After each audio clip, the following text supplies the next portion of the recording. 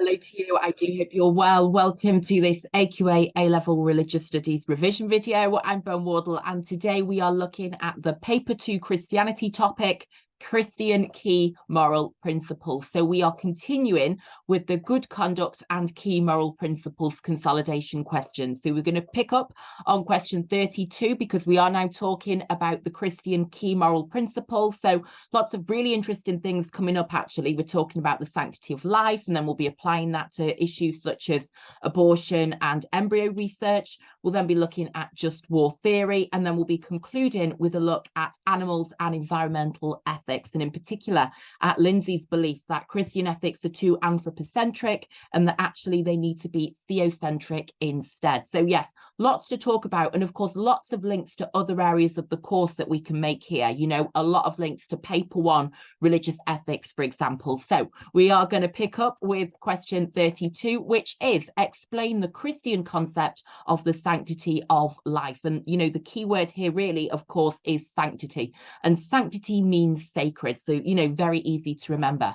And so the sanctity of life concept is the idea that all life is sacred and holy, that it has intrinsic worth and value because it has been created by God. So remember, sanctity of life is very much a religious concept. It's also an absolutist concept. You know, the idea of sanctity of life is that because God has created life, it is sacred. And so it can, I'm going a little bit, well, I don't know what accent that was meant to be actually, but what I was trying to say is that it's then fixed. It can't then change. It's not flexible. Because God has created you, your life is sacred, your life is holy. And of course, we would link in there the Imago Dei doctrine, wouldn't we? That idea that humans are all made in the image of God, Imago Dei. And we will pick up on this, as I say, when we talk about animal and environmental ethics towards the end of the video. But for now, it's just really important to know sanctity of life is the idea that all life is sacred and holy. It therefore has this intrinsic absolute worth and value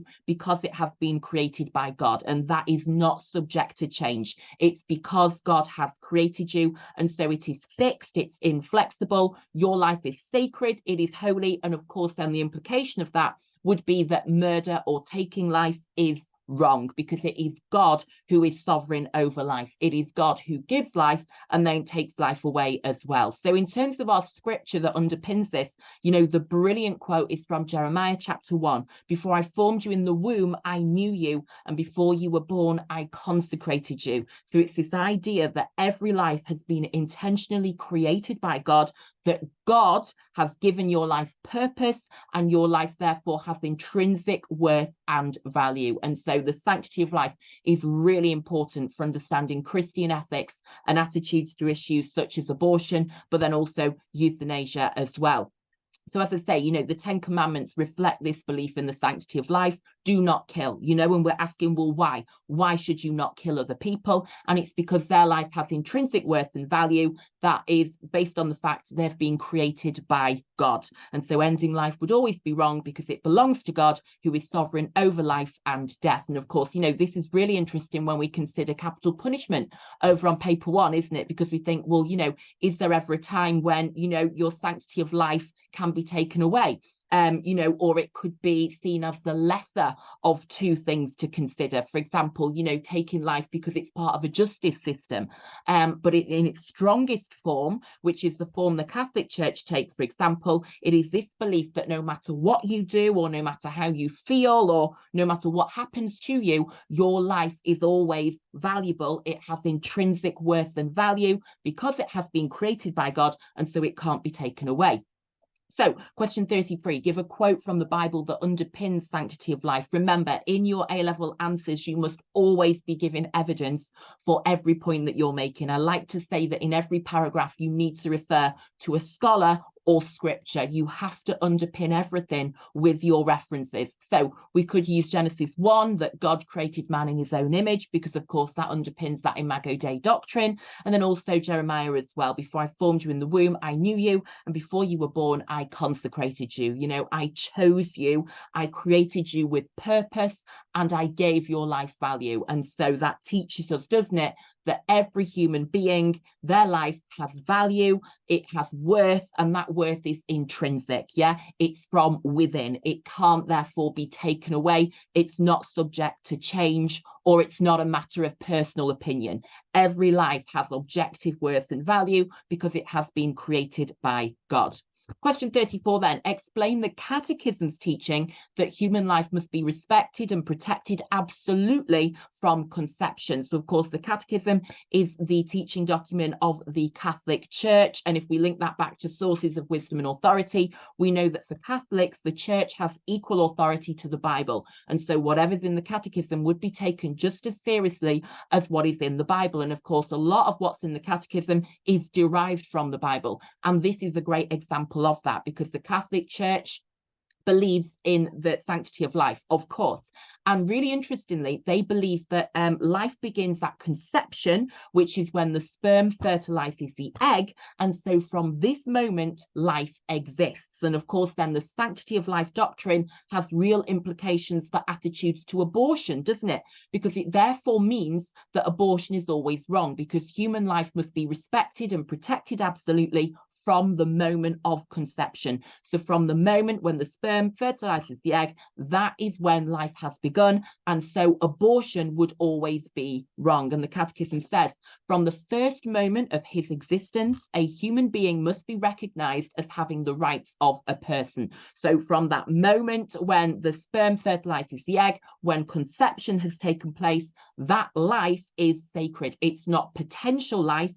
It is life that must be treated and respected in the same way you would treat an actual human being after they've been born. So from the moment of conception, you are recognized as having the rights of a person. And among those is the inviolable right of every innocent being to life. So it's that idea that you must not have an abortion because that would be murder. And so the Catholic Church says abortion is a moral evil and contrary to the natural law. And again, a really important link, of course, to Paper 1 and religious ethics there. But yeah, the Catholic Church believes life begins at conception. And so that is when that sanctity of life doctrine kicks in, from that moment of conception. It's not after you've been born, but it's actually from the moment of conception. And of course, the implications there are for attitudes towards the embryo, attitudes towards abortion.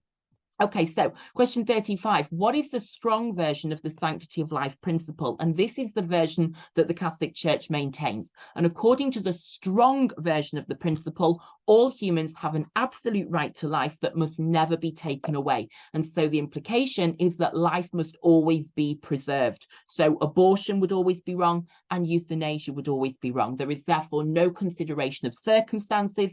There is no way that you can make any exceptions. This strong version is where you stick to the principle no matter what. And the principle is that all humans have an absolute right to life. Life must always be preserved. It must never be taken away because, as I say, God has given you life. God is sovereign over life, and so your life has intrinsic worth and value. So even if you're in great pain, for example, that doesn't take away the value of your life. And we will compare sanctity of life to quality of life in a moment. But in terms of sanctity of life in its strongest form, it is completely fixed. It is absolutist. There is no room for maneuver, you could say. There are no exceptions, no exceptional circumstances. Life must always be maintained, preserved, and protected. What about the weaker version then? So this is where it's diluted ever so slightly. So question 36, what is the weak version of the sanctity of life principle? And according to the weak version, all human life is sacred because, of course, the word sanctity means sacred, and it still is a version of the sanctity of life principle, but not absolutely so. So this has a couple of implications, and this is the position taken by the Church of England. So it means that in exceptional circumstances, potentially life-saving or preserving treatment may be omitted or withdrawn. So with the weaker version, it's about saying that life is sacred, but it doesn't have to be preserved beyond reasonable means, measures, or expectation. Yeah, so it's saying life is still sacred, but you don't have to then preserve it at all costs. So for example, if you're thinking there is nothing more we can do for this person. So you should not then unnecessarily prolong treatments. Treatment may be omitted if it seems to be too, invasive, for example, or it could be withdrawn if you think that the treatment is futile and it's prolonging life, and that's just leading to, more pain and more suffering. And so in exceptional circumstances, you could therefore, as a doctor, thinking of your medical ethics, withdraw life-saving or preserving treatment. This also then has implications for the beginning of life as well. So obviously those points would be about euthanasia, but also we have to consider the developing fetus because, and this is important, the weak version of the principle says that the fetus is a potential person rather than an actual one. So remember, the Catholic Church believes that life begins at conception, whereas this weak version held by the Church of England is that the fetus is a potential person rather than an actual one. So the fetus obviously has the potential to become a person, and so the right to life becomes stronger as that fetus develops. So we'll talk about embryo research and the 14-day cutoff, for example, and we can also look at abortion law in this country, which has a cutoff point as well. And it's this idea that the fetus is a potential person rather than an actual one. So that is a real contrast with that idea that life begins at conception. This is therefore, as I've put here, a slightly weaker version, as there is the potential for exceptions to be made. So it is slightly diluted, you could say. Life does not have to be preserved at absolutely all costs, and life is not believed to begin at conception. The fetus is seen as a potential person. So, implications there, of course, for attitudes to embryo research, abortion, and euthanasia. And just important to note that this is often combined with the secular quality of life principle that we're going to look at in a moment, which does take into account a person's capacity for self-fulfillment, dignity, happiness, wellness. Yeah. Whereas, of course, the sanctity of life does not consider anything, because sanctity of life is intrinsic. It is fixed and absolutist based on the fact God has created you. It's therefore not subject to change. Whereas, of course, quality of life is then a self-assessment where you're making a judgment about how happy you are, how fulfilled you are, for example. So let's actually talk about that now with question 37. What is the difference between sanctity of life and quality of life? So, as we've said, sanctity of life is a religious concept, and it's an absolutist concept. It is fixed, it cannot change, it is inflexible. So it's the belief that all life is always sacred, all human life, because it is created by God. And so in its strongest form, as we've just seen, sanctity of life is fixed from the moment of conception. It is therefore always wrong to take life. It is 100% sacred at all times, and so it should always be preserved. It should always be protected. And as we say, that is your Catholic view, which is why the Catholic Church teaches that abortion and euthanasia are great sins. The quality of life principle then is a secular concept, so it is a non-religious concept, and it is also subjective. So, your key comparisons there is sanctity of life is religious and absolutist, whereas quality of life is secular and subjective. And it is your self-assessment of the quality of your life, as the name suggests. And so, of course, that is going to change over time based on the level of health, contentment, fulfillment, and happiness you feel. Think about it in school. The quality of your life might be really high in your favorite subject. And then when you have to go and do your least favorite subject, the quality of your life is going to, decline, isn't it? You would say that you aren't as happy when you sat in that lesson compared to when you're in PE, drama, RE, whatever your favourite subject is. And so it is therefore flexible, of course, and subject to change. And of course, the implication here is that, this would allow, wouldn't it, things like euthanasia. If somebody has a terminal illness, a degenerative illness, and they feel their quality of life has declined to such a low level that can't then be recovered, that euthanasia is something that they would like. Whereas sanctity of life is fixed, because God has created you, your life is always then sacred until he decides to take it away. Whereas quality of life is obviously going to change based on what's going on, how you're feeling, how good your health is, how happy you are. So those two concepts we have to always consider in terms of sanctity being religious and absolutist, quality being secular and subjective. Okay, question 38 then. I want to get into some AO2. So let's be thinking about potential 15 markers when, of course, we don't just want to know our AO1 knowledge, but, AO2, or in an AO2 answer, I should say, we have to focus on our evaluation. So why might you be saying the sanctity of life is a good thing? Well, it promotes and ensures respect for human life, doesn't it? Because it says all human life has intrinsic worth, value, dignity, and value. It promotes and ensures protection for the vulnerable. So there are no exceptions here. It's not saying your life is sacred if you've got this much money, or, you know, if you are this attractive or this successful. It's saying that every single life is sacred because every single life has been created by God. And so, as I say, it protects the most vulnerable, especially in society.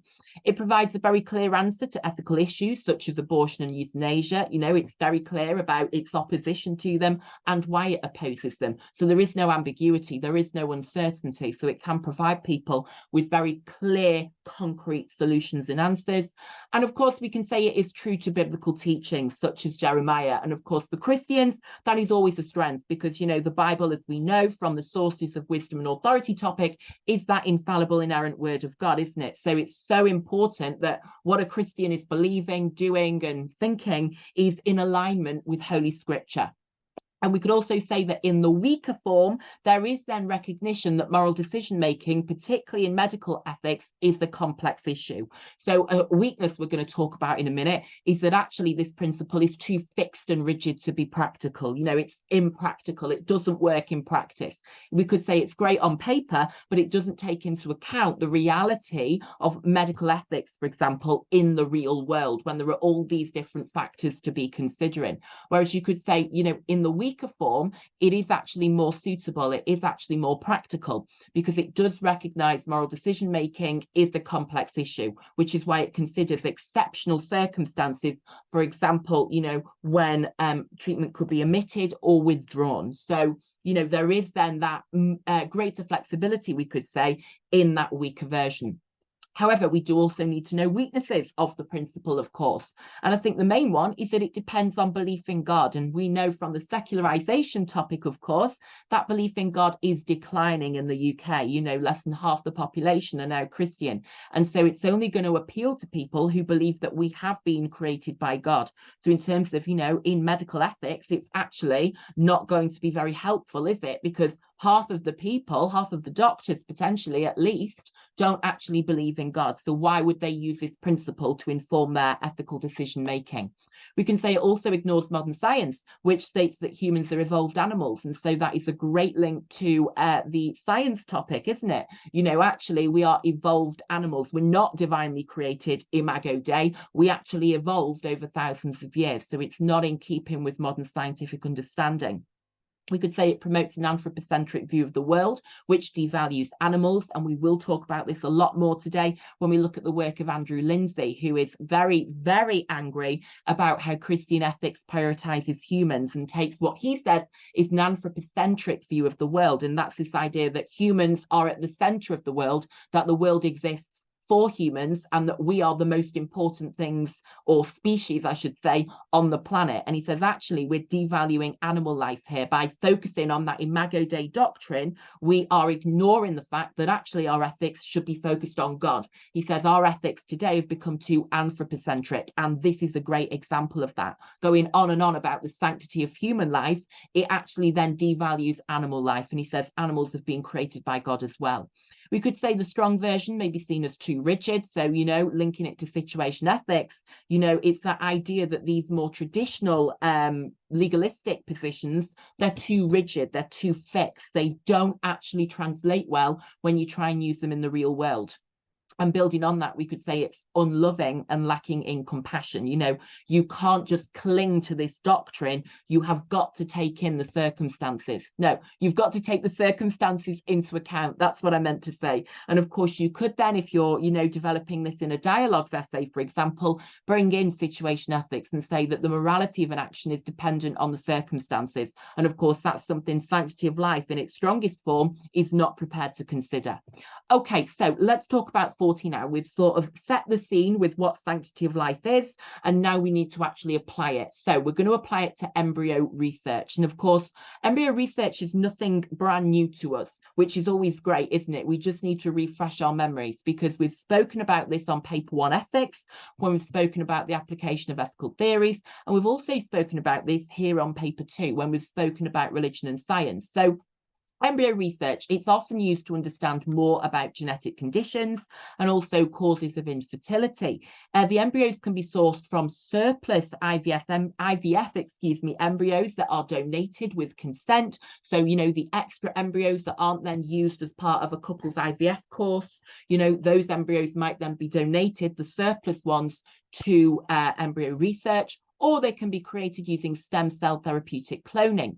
Now, license for this research, in case you are looking into doing some, can be obtained from the Human Fertilization and Embryology Authority, very authoritative name there. And licenses, interestingly, importantly, are only granted if research is absolutely essential. And that is so important if you're writing an essay about designer babies, for example. You know, will we allow embryo research if it's to ensure that my child is born with 6-pack abs and a nice tan? You know, is that absolutely essential? I think not. So, you know, really important. Embryos must have been created in vitro, a petri dish, and the research is permitted, this is important, for up to 14 days, after which the embryo must be destroyed. And again, you know, the Catholic Church is completely against this, but this is because what is called the primitive streak appears at 14 days, and this is seen by some as marking the beginning of the individual. Remember, for the Catholic Church, life begins at conception, but then there are different beliefs. You know, some people might believe, for example, that life begins at birth. All these different stages. In Islam, not that we're doing Islam, many Islamic scholars think that it begins at ensoulment, when God gives the developing fetus a soul, for example. And of course, when you're talking about embryo research, you are going to talk about that question of when does life begin? You know, you wouldn't experiment on a newborn child. So, you know, until what point could you experiment on an embryo? And pre-implantation genetic diagnosis, also known as PGD, is permitted for medical conditions only. Yeah, and this is obviously linked again to designer babies. And sex selection is only allowed to prevent sex-linked genetic conditions. You can't use it so you can choose the sex of your baby. Okay, question 41 then. What does the Catholic Church teach about embryo research and abortion? And remember, we're going to refer to the strong Sanctity of Life principle, which shapes the Church's position on this. So the Catholic Church says in its Catechism that human life must be respected and protected absolutely from the moment of conception. From the first moment of his existence, the human being must be recognized as having the rights of a person. So from the moment of conception, among which is the I can't say that word, inviolable. There we go. I think I've got it right there. Let's hope. Right of every innocent being to life. No doubt someone will correct me in the comments. The Church therefore says, and this is very important because it's very specific to the issue, it is immoral to produce human embryos intended for exploitation as disposable biological materials. So obviously, the Church characterizing this research there very negatively, saying it's immoral, but also saying it's a form of exploitation. And I think that choice of language there is very important, that they're calling this exploitation, you know, whereas we've just spoken about it as really important research, the Church is seeing it as exploitation. And that's because such manipulations, so any changes that you might make, for example, are contrary to the personal dignity of the human being, because you've got to remember the Church believes that God is sovereign over life, that God has formed you. Before I formed you in the womb, I knew you and consecrated you. So the idea that human beings would then change God's creation in any way, you know, have any kind of interference with the embryo, that would obviously be seen as a very negative thing. So the Church also says, of course, abortion is a moral evil because life begins at conception. And so it would go against the 10 Commandments, do not kill. It would be seen as murder. So the strong Sanctity of Life principle would prohibit the destruction of embryos, and it would prohibit abortion. Even if the intentions behind embryo research are good, they cannot justify an act that is wrong in itself. And the Church loves to describe things as intrinsically wrong. Yeah, and so embryo research is considered wrong. It's intrinsically wrong. No matter what the circumstances, no matter what the intention or the apparent justification for it, it is intrinsically wrong according to the Church. That's because it exploits the inability of the embryo to give consent, so there is no opportunity for consent, and so you could say that, you know, doesn't respect the rights of the embryo, which is seen as a you know, a really negative thing. It disobeys the biblical teaching to protect the most vulnerable in society. The destruction then of the embryo is tantamount to murder. That would be seen as murder by the church. And the use of pre-implantation genetic diagnosis, which we've mentioned, where IVF embryos are tested for genetic diseases, may actually be seen as an act of discrimination that could lead, it could be a slippery slope, as we say in ethics, to designer babies, and this would be seen as playing God, which obviously is wrong because he is sovereign over life, not you in your science lab. 42 then, what does the Church of England actually teach about this? Of course, we need to know for our evaluation those different sides of the argument, and we need to have the evidence and be ready to explain that evidence to support those different views. And of course, we're going to link in here the weak sanctity of life principle. So the Church of England does take a very different approach here, as it does on many moral issues. The Church says that providing strict controls, such as the 14-day cut-off point, are in place. The Church of England teaches that embryo research can be morally acceptable. So you've got your Catholics with the strong principle who oppose, whereas your Church of England with the weaker principle who would actually support it.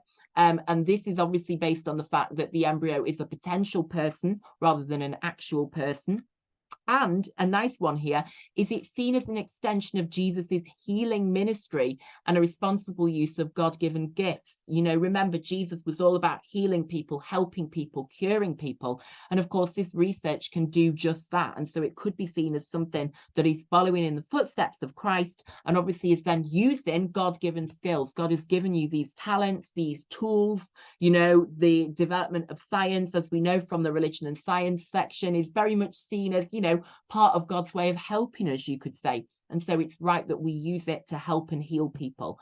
Obviously, the church would not be allowing it to then be used in an inappropriate way that could exploit or cause harm, but, you know, in a way that will help people, the church is going to give a nice tick and a gold star.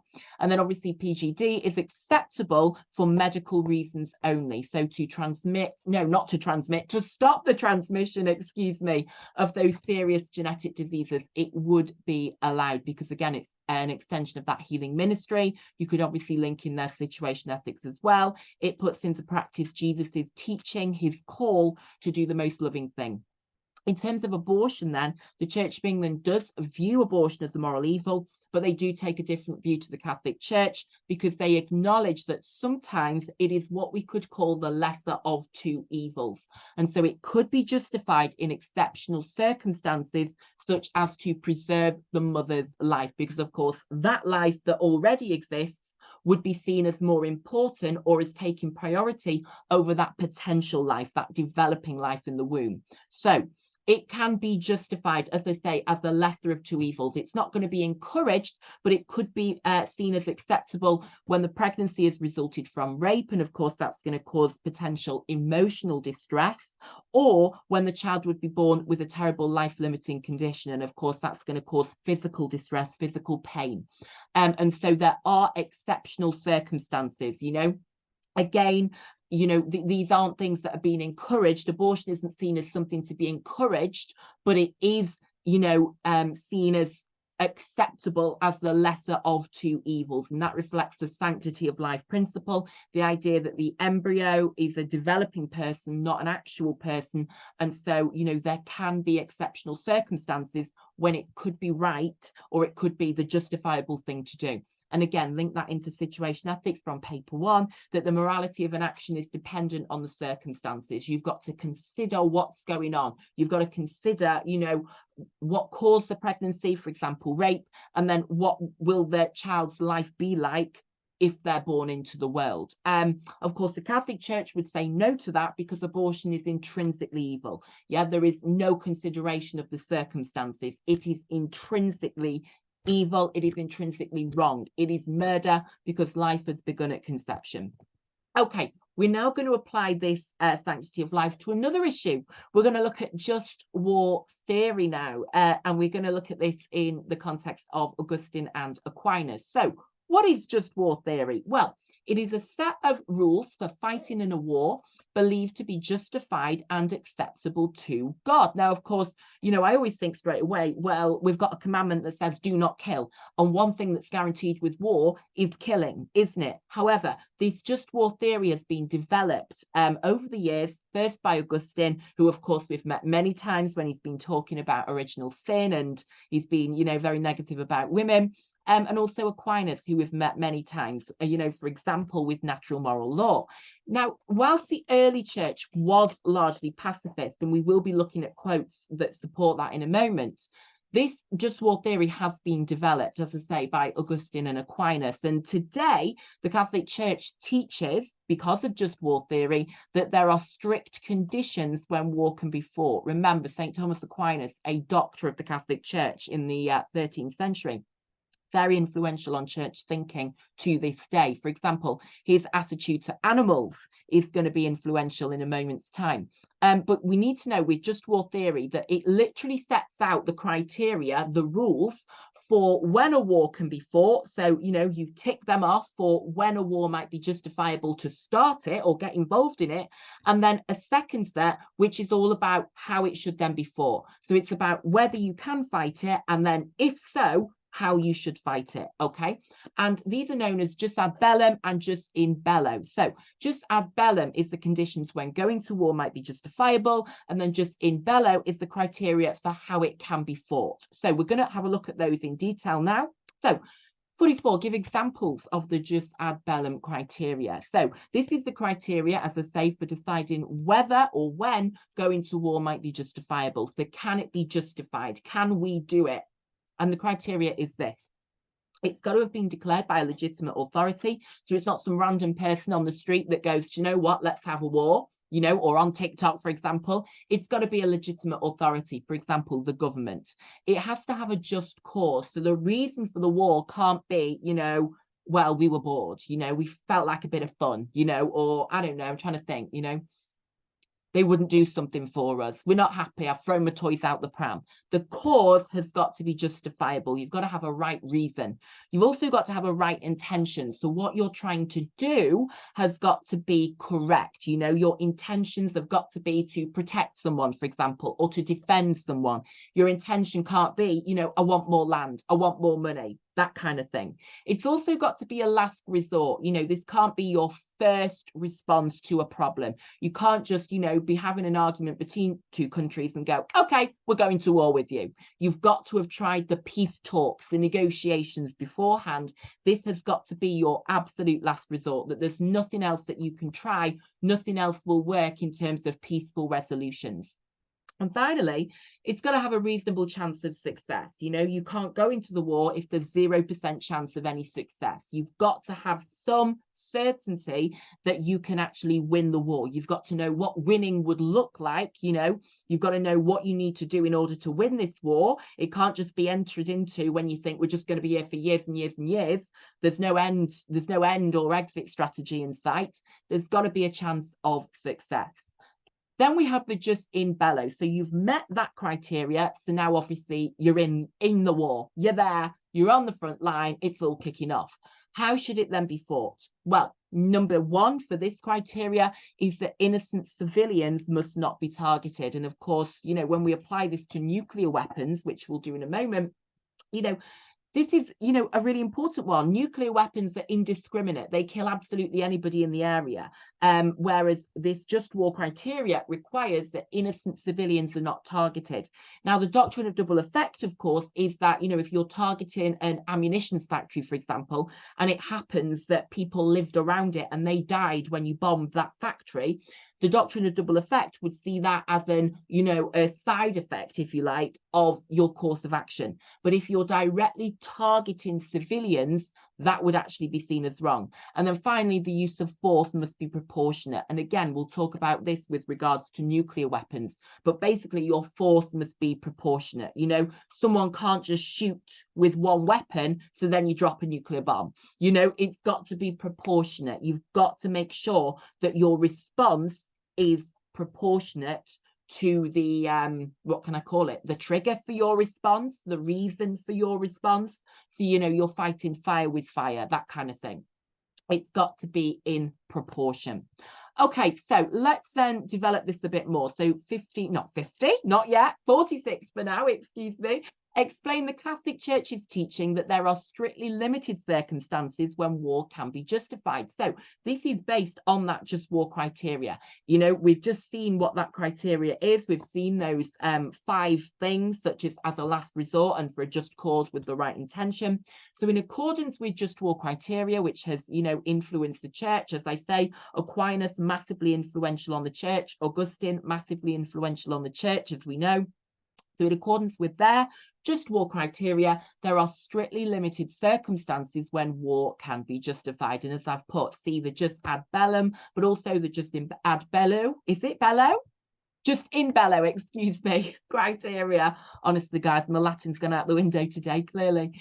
Okay, however, we need to know that whilst the Catholic Church would therefore support a just war, there are Christians who would oppose. And as we say, the early church was very much pacifist. So explain why Christian pacifists, such as the Quakers, who are a contemporary denomination of Christian, or Martin Luther King Jr., very famous 20th century Christian, why would they be completely opposed to the use of violence? So just in terms of what that keyword itself means, pacifism is the belief that all violence is wrong, which then, of course, would affect your behaviours, because if you believe that all violence is wrong, you're then going to refrain from it. And of course, we can actually link this back to the sanctity of life, can't we? Because it's this idea then, you know, that violence is always wrong because it causes harm to human beings. Why don't we want to do that? Because we believe in the sanctity of life. We believe it is always wrong to take life because everyone's made imago Dei, in the image of God. It is God who is sovereign over life, not us. And so obviously, you know, that's going to affect your attitude to war if you believe in the sanctity of life. And as I say, Quakers are pacifists. So they're a denomination of Christian who are pacifists. Pacifist even, excuse my pronunciation there. I was too focused on my green tape. So Quakers believe that their faith in Jesus, their Christian faith, inspires them to, and this is your key quote from them, utterly deny all outward wars. And this is very similar, if you've ever studied Islam, to that distinction between the lesser and greater jihad. The greater jihad being the inner struggle, you know, to be a good person, and then the lesser jihad being that outer struggle. So they're saying, you know, you can have a war within yourself to discipline yourself and, you know, be your best, if you like, but you can't engage in an outward war, so in an actual physical war. And so they would be conscientious objectors to conscription. So if there was a war, they may be conscientious objectors. So they would say, my beliefs prohibit me from fighting or being conscripted to fight because I feel so strongly about this issue based on, you know, the beliefs I hold. And of course, as we know, under that UN Article 18, I think it is, we have that freedom of religion, thought and conscience. And so they believe war can never be justified because it always leads to the loss of life. And that is wrong. Jesus was a pacifist. We're going to look at some quotes from him in a moment. Martin Luther King Jr., another really famous pacifist, of course, led the civil rights movement in the 20th century. He taught that we must use the weapon of love instead, that violence can never be justified, that everything should be resolved through non-violent means, that peace can only be achieved peacefully. And so if you're thinking of, well, what is the aim of your war? If your aim is peace, how do you think you can achieve peace through violent methods? And Martin Luther King Jr. said, you know, if we want love, we need to use love. We need to use the weapon of love. A really great quote to memorize and actually use. And of course, this all links back to Jesus himself, who was known, who is given the title of Prince of Peace. He taught his followers, blessed are the peacemakers. So, of course, he's saying there, be a peacemaker. And Dr. Martin Luther King Jr. is saying you can only be a peacemaker by using peaceful methods. You can't bring about peace in a violent way. And Jesus said, those who live by the sword die by the sword. So that affirms that, doesn't it? You can only achieve peace by using peaceful methods. And so you should not use violence. And then obviously the implication of that is that you should not be getting involved in a war. Okay, 48 then. One quote from scripture that would suggest Jesus was a pacifist, and one that suggests he would sometimes permit the use of violence. And of course, this is really important because, you know, when we're evaluating, we have to give both sides of the argument. We have to give evidence for both. And of course, if you're writing in a Christianity essay, you're going to be writing about Jesus, aren't you? The ultimate main man, the main source of authority for Christians. So he did say, blessed are the peacemakers. And he said, put your sword back in its place, because those who live by the sword will die by the sword. So it's not going to be good for you. There will be no winners here. Everyone who uses the sword will die by the sword. But he also said, I have not come to bring peace, but a sword. So that would suggest, you know, if he's brought a sword, he's going to use it potentially. So, you know, he's not ruling out the use of violence there. And also we have a key example from Jesus that, you know, when he was shocked by what he saw, he was prepared to use violence. For example, overturning the tables in the temple at the beginning of Holy Week. When he arrives in Jerusalem and he sees people selling things in the temples, he overturns the tables. Now, I must emphasize here, he doesn't actually harm anybody. So again, there's a nice counter argument there. He doesn't actually harm anybody, but he's making a statement. You know, he's using violence in protest here to say to them, this is wrong. He says, you've turned my father's house into a den of robbers. And so you could say that when you see injustice, you see something that is wrong, you can use violence in order to protest against it. You know, that Jesus was prepared to use violence, to use force, we could say, to use proportionate force. And so Christians today can do the same. Okay, we are going to therefore look at this question of force and of proportionate force, because we're looking now at weapons of mass destruction. And I've asked you in the question to refer to the UN's warning that they are the most dangerous weapons on earth. So of course, you know, that is really cautioning against their use because of the consequences of their use. So these are weapons of mass destruction, and they are weapons which cause widespread indiscriminate damage. So, you know, they aren't targeted, they are indiscriminate. So anybody and anything in the local area to their use or where they've been used is going to be destroyed. And our key examples are nuclear, chemical, and biological. So in alphabetical order, biological weapons. Biological and toxin weapons are either microorganisms like a virus, a bacteria, or fungi, or toxic substances produced by living organisms that are produced and released deliberately to cause disease and death in humans, animals, or plants. So, you know, you release a certain virus, for example, in order to cause disease and death. So it's a biological weapon. Chemical weapons then, these are chemicals used to cause intentional death or harm through their toxic properties. They obviously will cause injury, disability, and death. And they were used quite recently, actually, in the Syrian civil war. They were found to have been used. So, you know, they cause a lot of suffering. And again, they're indiscriminate, you know. And finally, then, nuclear weapons, a bomb or missile that uses nuclear energy and the reactions there. Don't ask me any more detail. I'm not an expert on the physics behind it, but they obviously cause an explosion that then causes, you know, a lot of death, destruction as well. There are, did you know, 9 nuclear powers in the world, including the USA and Russia, who between them hold 90% of the world's nuclear weapons, but then also China, the UK, France, and North Korea. So in the UK, we have something called the Trident nuclear submarine program. This is operated by the Royal Navy, by submarines, 4 submarines to be exact, one of which is always on patrol somewhere in the world, ready to act upon orders to use those nuclear weapons. Each one carries up to 8 missiles and 40 warheads, and a new submarine fleet is actually currently being built because a 2016 Commons vote voted to renew the program. So that shows the government, and if we link that to just war criteria and legitimate authority, that shows the government believe in the need for this program. Now, you could say, you know, if there was a complete removal of nuclear weapons from the world, would it be right to have them? The government says we need them as a deterrent because other countries have them. It would be foolish for us not to possess them, because then they could, you know, demand things from us, knowing that we don't have those weapons to use against them in return. So the government says we hope we never have to use them, but it would be foolish not to have them as a deterrent. And that is your key word, deterrence. And of course, they have been used before, you know, the 1945, which obviously was at the end of World War II, atomic bombings of Hiroshima and Nagasaki are thought to have killed up to 200,000 people. So, you know, that really shows you the scale of their widespread indiscriminate damage. Question 50 then is a reference to Pope Benedict XVI, of course, a former Catholic Pope. He said that in a nuclear war, so should there be a nuclear war where those nuclear powers are using their weapons against each other, he said there would be no victors, only victims. So what does he mean by this? And of course, we're going to link that to Sanctity of Life, but also to stewardship, which we're then going to start to unpack more when we look at animal ethics as well. So the UN have described these as the most dangerous weapons on Earth. And that is because they would not only destroy human life on a mass scale, you know, hundreds of thousands of people, millions, hundreds of millions of people in a nuclear war, billions of people potentially, with what we call mutually assured destruction, where all human life and all life, full stop, would actually be destroyed. So they destroy human life on that mass scale, but also all life.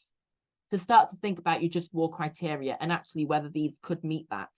So they destroy human life, animal life, the environment, anything that's alive basically would be destroyed. That's how powerful and destructive they are. And of course, it raises this question of, well, why do we have them? You know, if they were used, if there was a nuclear war, there would be no winner. So there would be no reasonable chance of success.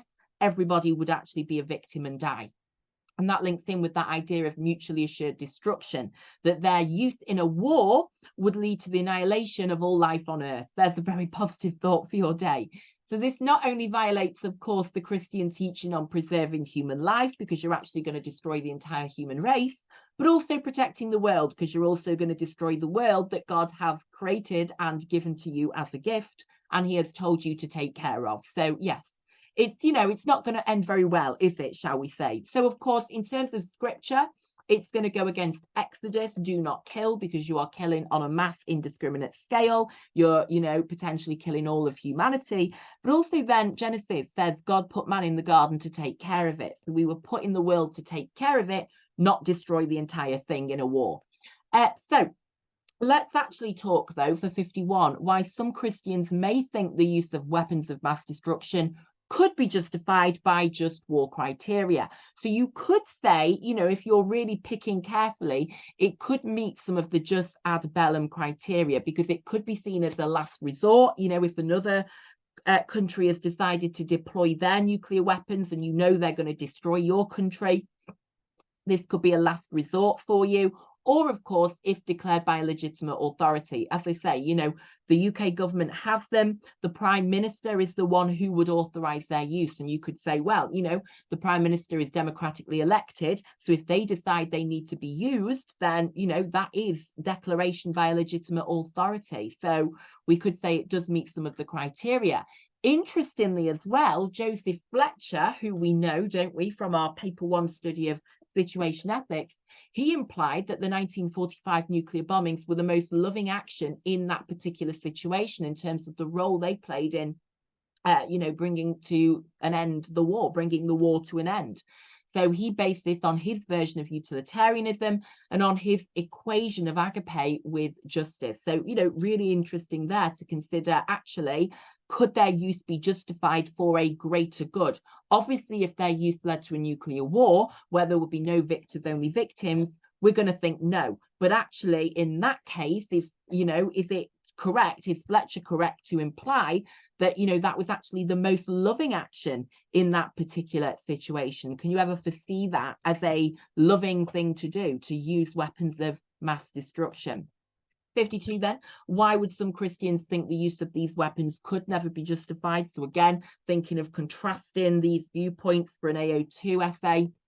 They obviously cannot meet the criteria of proportionality and, of course, to protect innocent life. So both of those just in bellum criteria are going to be violated, aren't they? You know, you're not going to have any innocent life protected. You know, when you use these weapons, you know that all life is going to be destroyed. They are going to be indiscriminate. And of course, for the poor animals as well, what have the animals done? What have the trees done?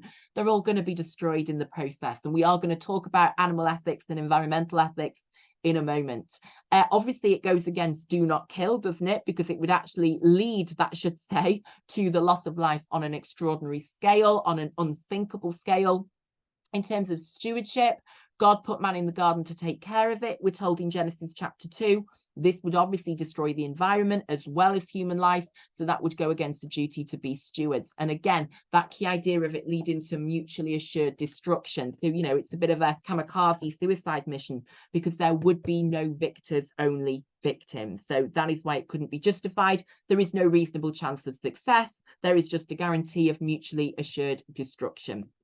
Okay, we are going to move on then to our final section of the key moral principles revision. We are going to look at stewardship and dominion, which allows us to consider this question of animal ethics and environmental ethics. So stewardship is duty-based, whereas dominion is power-based, okay? So stewardship is the duty to take care of the world, to be stewards, you know, like at a football match or a theatre event or a concert. Stewards are those who are looking after the people there, aren't they? It's their job to be marshalling people and make sure everybody's okay.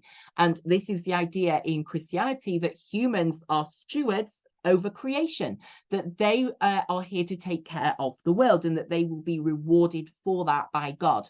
And we get this belief, we derive this belief from scripture, as we always do, because Genesis says that God put man in the garden to take care of it. And so we are here to take care of creation.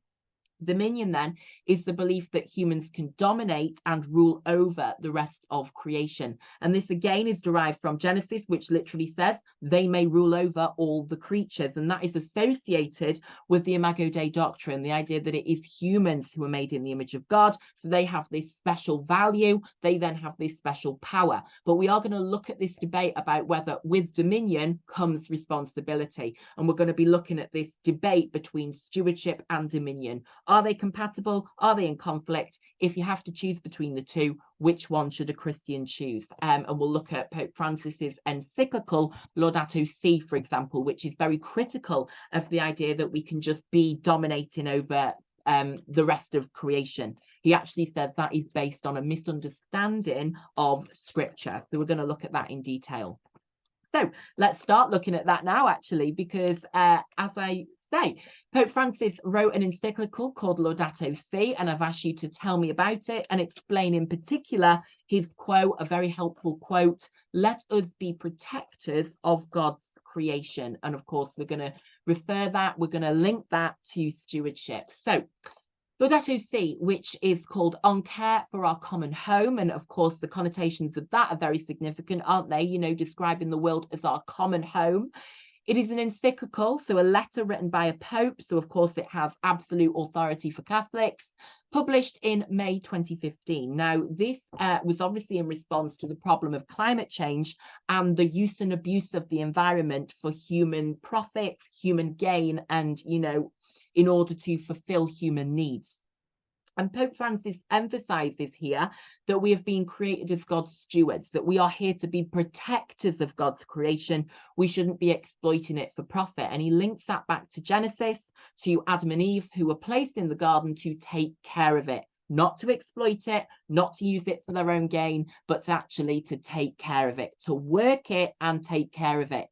And so humans today, he believes, have a duty to be stewards and protectors of God's creation. And so we should be caring for creation on God's behalf, viewing the world as a gift that should be looked after. And we can link this to Psalm 24 in the Bible, which says the earth is the Lord's and everything in it. So we are here as his stewards. We are here to care for the world. It's not ours to use and abuse. It's a gift from him. You know, we're only here for such a short amount of time. We've got to look after it whilst we're here. We can't just use it and abuse it in any way that we like. That leads us on then to 55, because Pope Francis also writes in Laudato Si. So, you know, make sure you've got these key quotes written down, get them on a post-it note, and you can refer to them in your exam answers. He also reminds humans, he writes, that we are not God. The earth was here before us and it has been given to us. So it's a gift.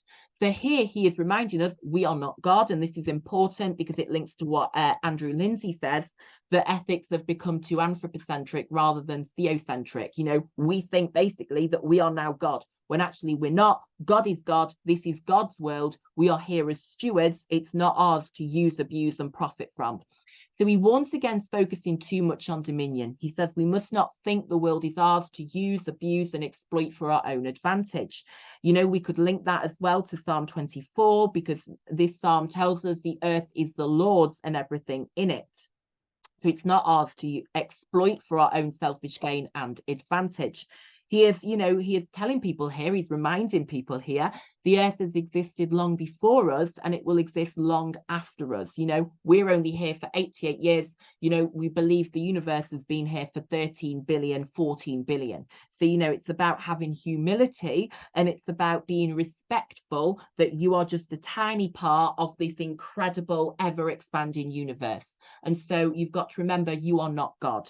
It is a gift. It's a privilege to be here, and it's our job to care for it, protect it, not exploit it for profit. So let's bring in Andrew Lindsay, shall we? Because he thinks it's important to see the world as theocentric, which of course means God-centric. Theos means God, rather than anthropocentric. And anthropocentric means, of course, human-centered. And that's the link, isn't it, to also on paper 2, the God topic, where we talk about anthropomorphic language to talk about God. So he is the author of a book called Theology as If Animals Mattered, because he believes that Christian ethics has not seen animals as having value, and he sees that as a problem. He says Christian theology has been slow to address the issue of animal welfare, and actually we need a Christian ethics, we need a theology where animals do matter.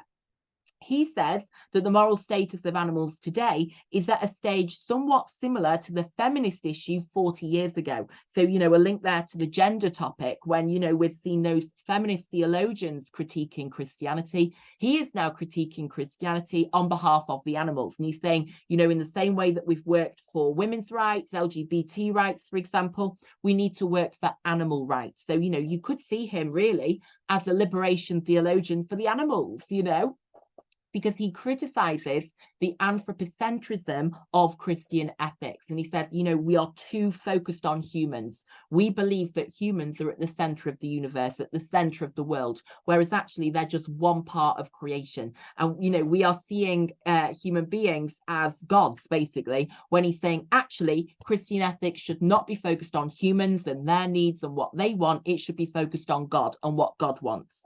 So we should replace our anthropocentric view of animals, so this view that animals are only here for our gain. You know, we're seeing them as our property, as our possessions, as our sources of profit. You know, we need to replace that view of animals with a theocentric one. They are not ours to use, abuse, and exploit. They are ultimately God's. They have not been created just for us, he believes, but they have actually been created by God. They are part of his bigger plan. They're not just here for our profit. Now, we're actually going to see some quotes that disagree with that. For example, the Catechism says God created everything for man, but Andrew Lindsay would reject that, because he says that we need to take a theocentric approach rather than maintaining this anthropocentric approach. So he believes that being a steward means caring for creation, for God's creation. Remember, he wants a theocentric approach to the environment and animals, rather than exploiting and using creation for our own selfish gain. So we could link this in to Genesis 2:15, which is a really important piece of scripture, which tells us that God put man in the garden to work it and take care of it. So you could use that, couldn't you, to support his argument here, that actually the purpose of our lives on this planet is to care for it. We may have been made Imago Dei, but actually that carries with it great responsibility. And so that includes a duty to care for the rest of creation. So as I say, dominion comes with responsibility. We have a duty to look after the world, which ultimately belongs to God. And so we should be stewards looking after the planet rather than exploiting it for our own gain and advantage. We are here to take care of it rather than just profit from it. We could also link in here more scripture. We could link in here Psalm 8, which says, you made them rulers over the works of your hands. Now, of course, this allows us to talk about the opposite position. So whereas Psalm 24, the earth is the Lord's and everything in it, would support stewardship, we actually have another psalm, that is saying you made them rulers. So you've not made them responsible for caring for it, you've made them rulers over it. And this links in with what the Catechism of the Catholic Church then teaches, which is that God created everything for man, because it suggests that humans do have dominion, they do have power over the rest of creation. And so, you know, because humans have been made Imago Dei, they are distinct from the rest of creation. They have been made rulers over the rest of creation. They have a special power, they have a special role. So actually, they can do what they want with the rest of creation, because that is how God has created them, as rulers. So if they want to, you know, have factory farms to, you know, have loads of animals that they can turn into burgers at McDonald's, do it. If they want to burn those fossil fuels so they can become billionaires, do it. They are rulers. They are in charge. They have power. Everything's here for you to use. So what are you waiting for? You know, go and have your chicken farm. Go and burn your fossil fuels. Get busy. You're in charge. You're the ones made Imago Dei, not the sheep. So let's take a look then at 59. What does Genesis 1:26? I can't even see it, sorry, there's something on the screen. Genesis 1:26, let us make mankind in our image, in our likeness, so that they may rule over all the creatures. So, of course, that is your classic line. They may rule over all the creatures. It is saying that humans are made Imago Dei, so that makes them distinct from creation. That makes them above the rest of creation. It makes them the pinnacle of God's creation. And so that gives humans special importance and power. And we can say this leads some Christians to believe that humans have dominion, of course, that they can then use animals and natural resources for profit, that they have power. And so that is going to lead to that very anthropocentric attitude to ethics, isn't it? It's going to place humans at the center because they are here to rule over.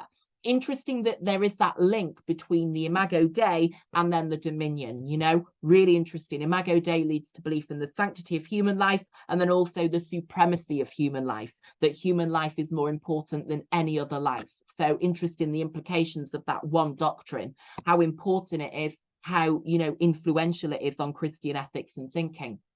And as I've put there, the Catechism says that God created everything for man, and that is derived from Genesis. There is also a influence from Thomas Aquinas on the Catechism here, because Thomas Aquinas didn't only influence just war theory, he also influenced thinking on the use of animals, because he said that both their life and death are subject to our use. So he is, of course, here saying that God has created everything for man, that the life and death of animals is subject to our use, that in their lives we can use them, you know, for whatever reason, in experiments, for example, but also their death is our use as well. We can kill them for our own profit, for food, for, you know, to get a nice fur coat, for example. So he is saying that both their life and death are subject to our use. And of course, that does link in to the Catechism saying that God created everything for man, doesn't it? So it's this idea that animals exist in order to fulfill our needs and can be used in ways advantageous for us. So for profit, for food, for example, for experiments to preserve human life. It would support the use of animals for food, clothing, medical experiments, and cosmetic experiments, etc. Now, of course, if we bring back in Lindsay here as our source of critical analysis, he would see this as a great example of how Christian ethics has become too anthropocentric, because it assumes that animals only exist for the benefit of human beings rather than having value in their own right or having been created by God for a greater plan.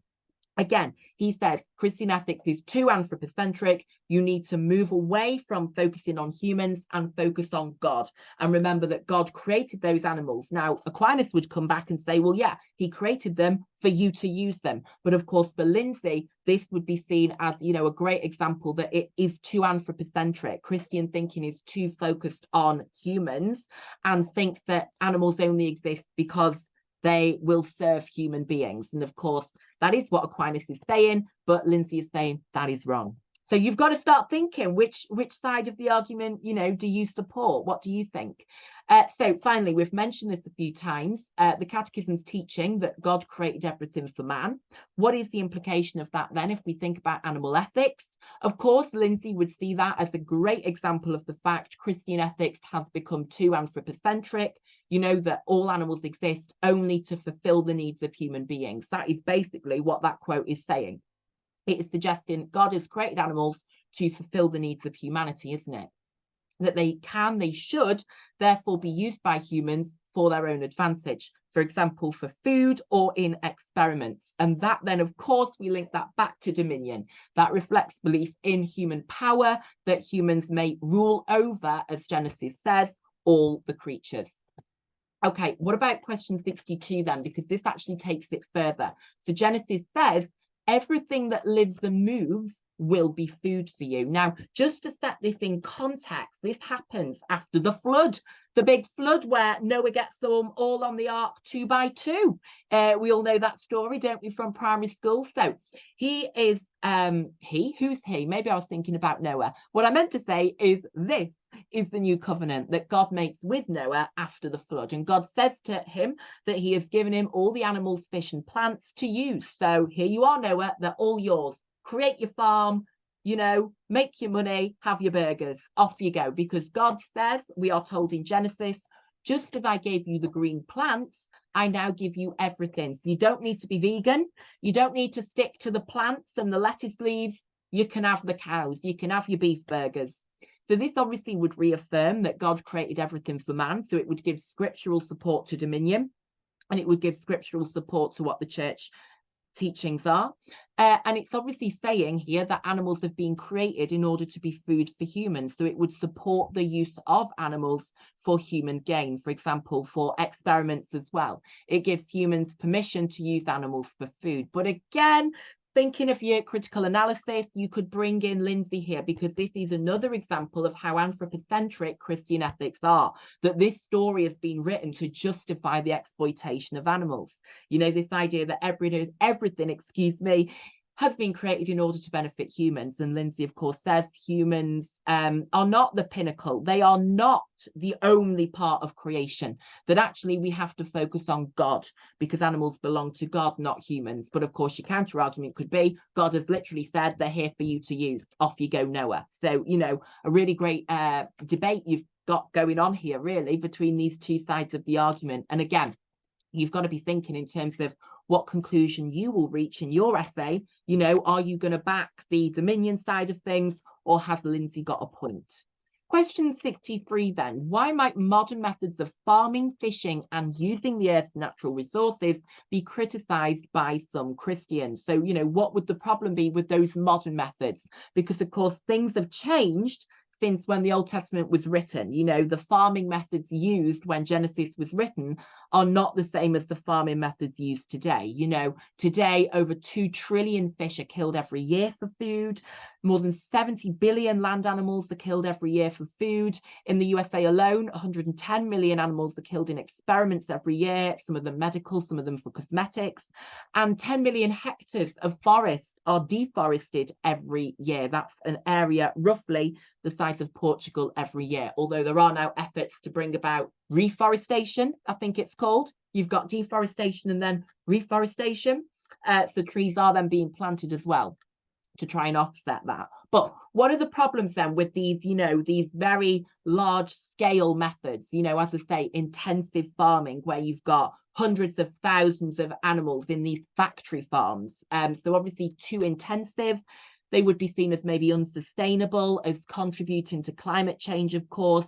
And this reflects what Pope Francis wrote in Laudato Si. He said we must forcefully reject the notion that our being created in God's image and given dominion over the earth justifies absolute domination over other creatures. We do not have absolute domination. There still needs to be a concern for animal welfare, for example. Your methods need to be sustainable. You know, they need to be organic, for example. Get your organic farmers. You know, your fishing methods need to be sustainable. You know, when Jesus and his disciples were fishing, they had a little net, didn't they? Today, you've got these massive super fishing boats, these like massive super trawlers, I think they're called, where they literally sweep up half the Pacific Ocean in one go. You know, it's so different from how things were in the biblical times.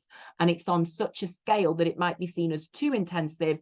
You know, it's not treating animals with respect. You know, battery hens, for example, who are just kept in cages, just laying eggs, rather than being able to go out and, you know, peck in the fields.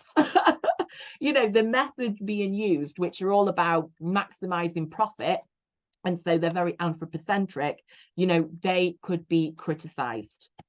Question 64 then, almost there, guys. Explain the Catechism's teaching that it is contrary to human dignity to cause animals to suffer or die needlessly. So, of course, the key word there is needlessly. The Catechism is not saying you can't kill animals, you can't use them, but it is saying you can't do that needlessly. So that is going to be our key word here, because it suggests that, you know, certain things are acceptable. So if you need food, you can kill animals. You know, for medical experiments, you could use them. But then for other things that aren't really necessary, you know, for example, you could say maybe, I don't know, a Thurco or cosmetic experiments, that actually it would be wrong to do that. It would be contrary to human dignity. And of course, that links into the Imago Dei, you know, that we are made in the image of God, that you shouldn't be doing that, because it suggests that whilst I was going to say animal experiments, but of course they're all animal experiments. It suggests that while medical experiments for the preservation of human life, linking in there to natural moral law, would be acceptable, they could be justified, you know, for that COVID vaccine, for example. Cosmetic experiments, which of course are not necessary, they're just so a drugs company, or not a drugs, but a cosmetics company can make a profit, would not be. You know, testing your waterproof mascara, for example, is, you know, needless. You shouldn't be doing that on animals for profit, whereas if it's to get a life-saving drug or vaccine developed, then you can do it. So animals can only be caused suffering or death if there is a justifiable reason. For example, the development of a life-saving vaccination or cure for illness. And of course, we link that to natural moral law, to the primary precept of the preservation of life, which of course, because it's created by Aquinas, only applies to human life. So don't make that misconception. Some people, you know, may make the misconception even, that it means you have to preserve all life. But remember, it's only human life because it's an Aquinas-based ethics. Okay, what about 65 then? Why do many Christians today reject the idea of complete domination? And of course, we have that key quote from Pope Francis that we must forcefully reject it, because our dominion does not justify absolute domination. So dominion does not justify absolute domination. Okay, Pope Francis believes that the idea we have complete dominion, that we have absolute ability to dominate, is an incorrect interpretation of Scripture. And the reason is this: dominion does not give us free rein to do what we like. It comes with responsibility and requires a sense of duty. We have a duty to be protectors. And so dominion does not justify absolute domination over other creatures.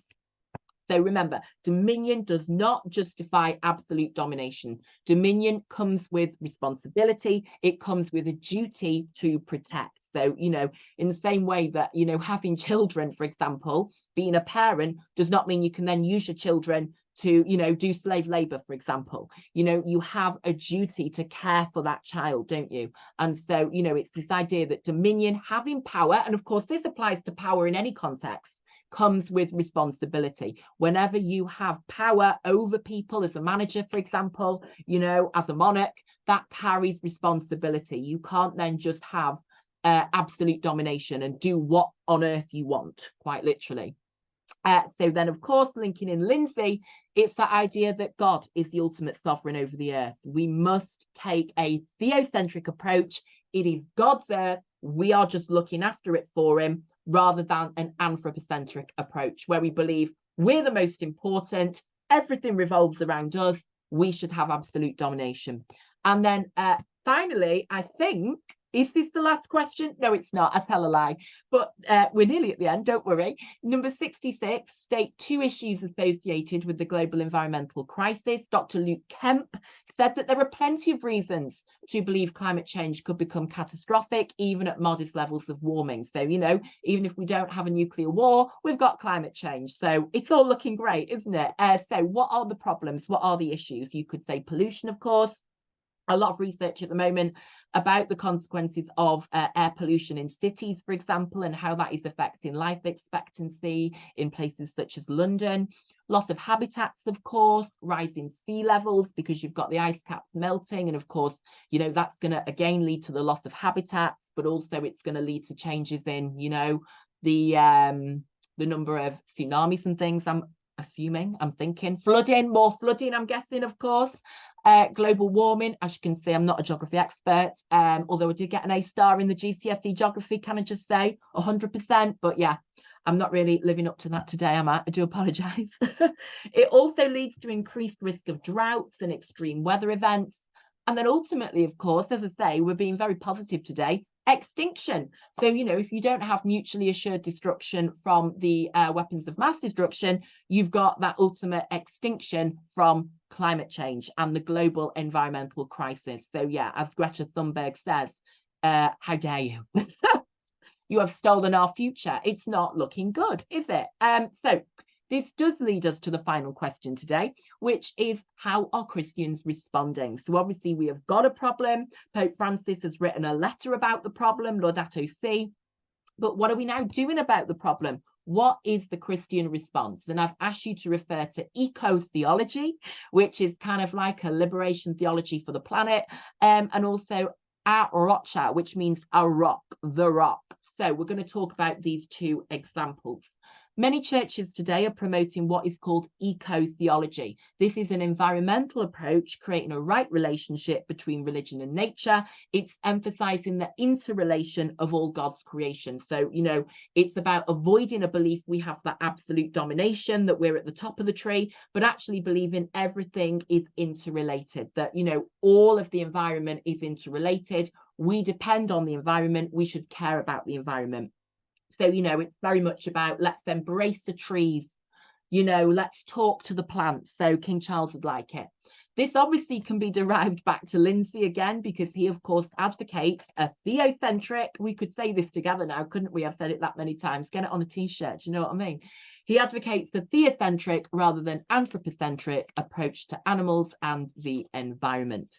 So then we've got a rocha, which is an international Christian environmental organization. There's a mouthful, with projects in many countries, and their faith inspires them to care for creation. Yeah, so it's about putting faith in action.